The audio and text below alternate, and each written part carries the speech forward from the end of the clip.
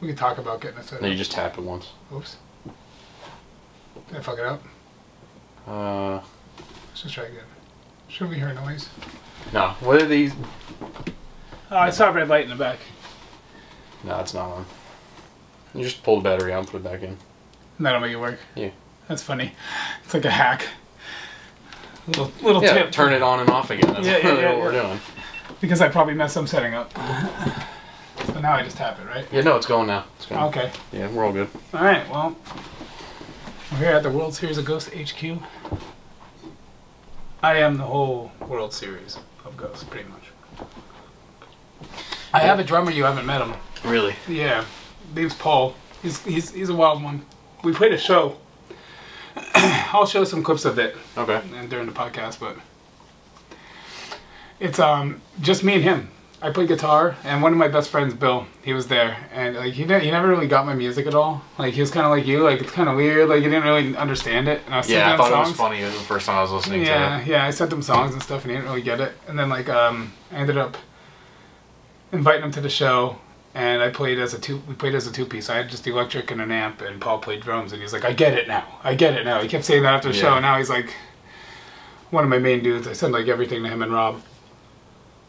Yeah, Rob's art was good in that video. How long did he dedicate doing that? A year and a half. A year and a half of drawing all that stuff up. He was supposed to have it done for the album release in July. Really? And that was July 4th last year. Well, like, yeah, a year ago. So maybe on the anniversary we can get ours out. I want to put out. There's a guy who I'll have to show you what his kind words. I'll probably put him up on screen if we're showing this part. But there's this music group that I know from my piracy telegram.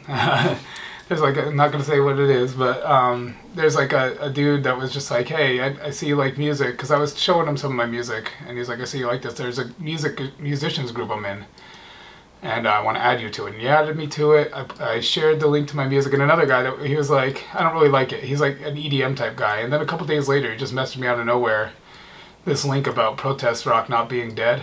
Mm. And then he's like, that's you, man. And he's like, I listened to your album a couple more times and now I can't stop listening to it. Yeah. He's like, now I'm obsessed.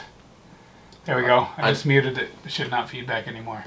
Balls and cocks and balls. Yep, see? There we go. Oh, so this one's going now? Yep. Yeah, keep talking. Hello? Yeah, is it working? Yep. Alright, cool. It is recording, but not recording, but it's getting feed. Yeah. This I'll put like there. More towards me, since you're holding that. Alright. Oh, it's clipping. Hold on. Balls, cocks, balls, cocks. There we go. Alright, so that worked pretty quickly. All I did was reinstall my driver and just bloop, immediately comes up. Easy mode. There we go. Now talking to it, because it should boost your signal. Hello. More. Yeah, we're gonna have to turn you down now. Keep going. Hello. Hello. I am currently speaking. Are you? I am right now. Yeah. Keep it speaking. Yeah. Can you hear me? Yeah, it's not gonna clip, I guess, because we probably just banged it or something. Yeah. Because it did clip, but it's not clipping now. All right. So audio input capture. Device analog 1+2. Oh, is it really going to keep them on the same? You talk... Hello. Yeah, it doesn't matter if it's on the same. But... Because we also have 2 more audio tracks, one from the Canon. We don't need to use that for audio. We could just use... We don't even need to use anything except like the screen recording. And I could just record that with other stuff. Really? Yep. So... I'm not going to use OBS. That's my thing.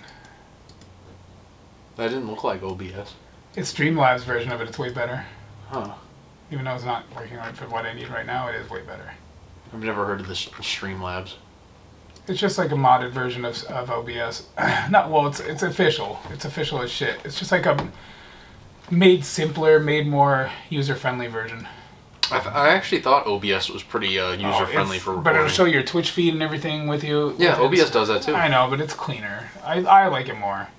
I feel like it's easier to use. Even though it's not that hard to use in the first place, like you said. OBS is a lot better for recording than what you can do on Final Cut Pro. Because I think the only thing you can do on Final Cut Pro is audio recording.